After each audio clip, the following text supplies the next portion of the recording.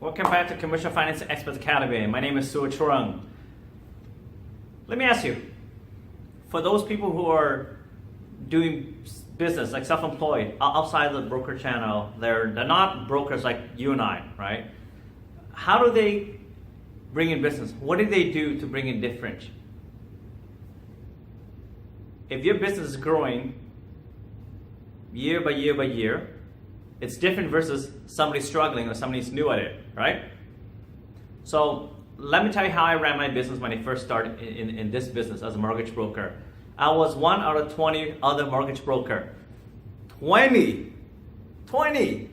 competing for the same business in a small community that is known as the Vietnamese community. Now, I don't know if you understand the Vietnamese community. There's lots and lots of entrepreneurs in there, but we claim zip, almost zero, or as little as possible. We're at the poverty level in when it comes to net income. And look at all the restaurant business. For example, do they make a lot of money or do they not make a lot of money? You see it often. Phở is a Vietnamese restaurant that's always busy, tons of folks in there. If they're not doing so well, why is there so many of them? They pop up everywhere you go, and they stay in business for years and years and years. I have yet to see one get shut down. Maybe for health reason, perhaps, but that's the only time I ever see it. So they're growing leaps and bounds, and they always have cash business, but declare very little income. So it's now you understand the market I was working in. It's tough to get business that way. But on the other hand, I have a lot of people in the business, in nail salon, hair salon, a lot of girls, manicure, French pedicure, all that stuff. They declare very little income too. But if you ever see in the parking lot outside the nail salon, hair salons, especially nail salons, right? They're driving what? BMW, Mercedes, Lexus, right? If they're not making that kind of money, how can they afford these things? Right? They're making money. It's just that they're not declaring them. So the challenge has always been inside our broker channel line is that it's difficult to get financing with those kind of clientele.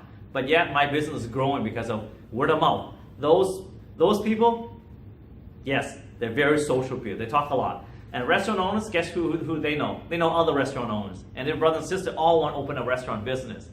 So I get a lot of clients that are low income documents and have a lot of high net worth and a lot of asset and a lot of cash business. But because on their T1 general they don't declare a lot, it's tough to get the finance inside broker channel. Now you may ask, what do these entrepreneurs of the business for itself have anything to do with marketing and gaining new business? Well, a lot of it has to do with that. It's what market niche are you getting into? Now, who would want to target those kind of people? AAA brokers? Nope. Ron Butler's business? Nope. They'll never touch those people. They don't even come anywhere near a 10-foot pole because they can't qualify them. Instantly decline. Forget about it, right? So in my line of work, I maybe charge a fee for all of these clients because they understand. They understand fee-based, by the way. They're willing to pay me to get the job done. And that's why I get 200 basis points from most of my files dealing with these kind of clients. They don't pay income tax, well, they gotta pay me. Makes sense? So I give them an option. Pay income tax, pay the tax man, pay them $20,000, or you pay me $5,000, $6,000, or $10,000. Doesn't matter, whatever the amount is. And it's usually, I charge less than the CRA charges. So my niche has always been a lot of these clients that nobody else want to touch, even though they make a lot of money. It's just on paper they don't have much to show, right? So how do they get business? Let's look at their business. How do they get business, right? What do?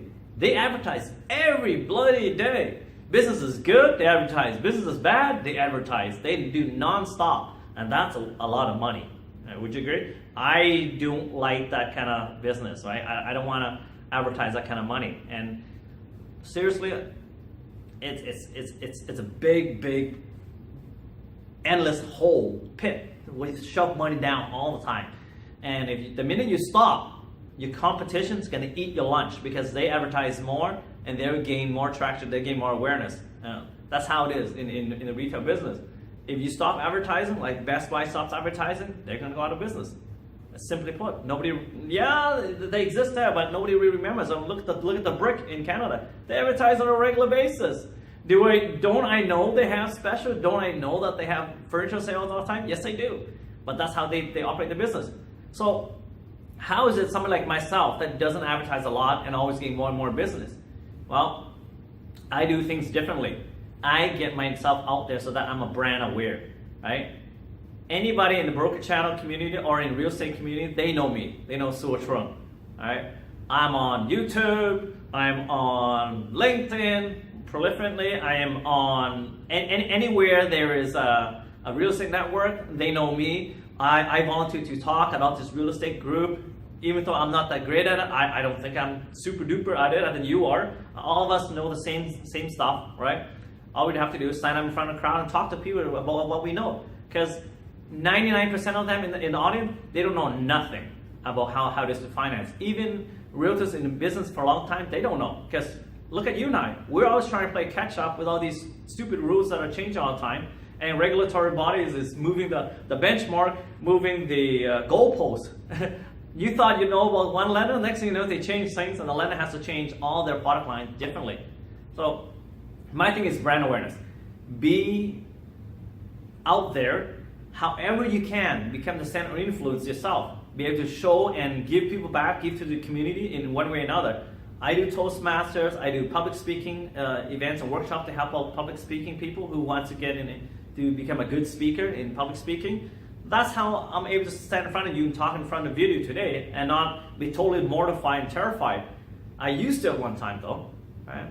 So these events help connect with people. They know you're a good person. You always go on your way to help people and do things, anything to stand out, right? Volunteer. Like today, after this video is done, I'm actually helping a realtor, yes, to help them set up the newsletter properly so that they don't look like the other 100 realtors that are sending out from the same office. It's identical cut and paste. Just the same with DOC and Verico and anybody else inside the big franchise. It's awful. It's not that the content isn't bad. Imagine 100 mortgage brokers send out identical newsletter to the one realtor. Guess what? It's automatically going to the trash bin. Doesn't matter how good the content is or how much money the franchise spent on it. And goodness gracious, I kind of feel bad because I'm sure Gary Marsh spends a ton of money at the DOC for making the newsletter content, and all that money is going to the garbage because every newsletter going out to an existing partners, a financial planner or anybody that's in the industry in real estate, they see that, oh yeah, it's another junk email. Delete, or just automate in the garbage can. It's a waste of money. Unbelievable. Why don't you do something that's different? Have a personalized own newsletter with your own personal content, right? I don't want to toot anybody's horn, but you should check out Hippo Contact. Just look for Hippo, like Hippo, Contact. That's a Robert Klein, one of our colleagues in our office that does it. And many people have used it, and a lot of people found that the engagement level is quite high. My engagement level is right now sitting over 40%. So out of 100 people, over 40% actually click and read. I don't know about you. What's your engagement on your newsletter? So these are the small stuff, but there's other things that I do over time too, as well as helping them set up their own little meetup, set up their own little event, so that they can become center of influence, right? Because I help them gain their influence among their peers or among their clients. Guess who's gonna get the business when they get a client that comes to them? Simply put, I don't ask for it, I don't expect it, I know this is how it works. The more I give is the more I get. So hopefully you learned something new today. I'm sure it's not great news or any totally earth-shattering ideas, but just take what I do, multiply it, that's all, right? Nice talking to you, and hope you learned something. You like it, click like, subscribe to the channel to get more. Look for our next video. Take care, bye-bye.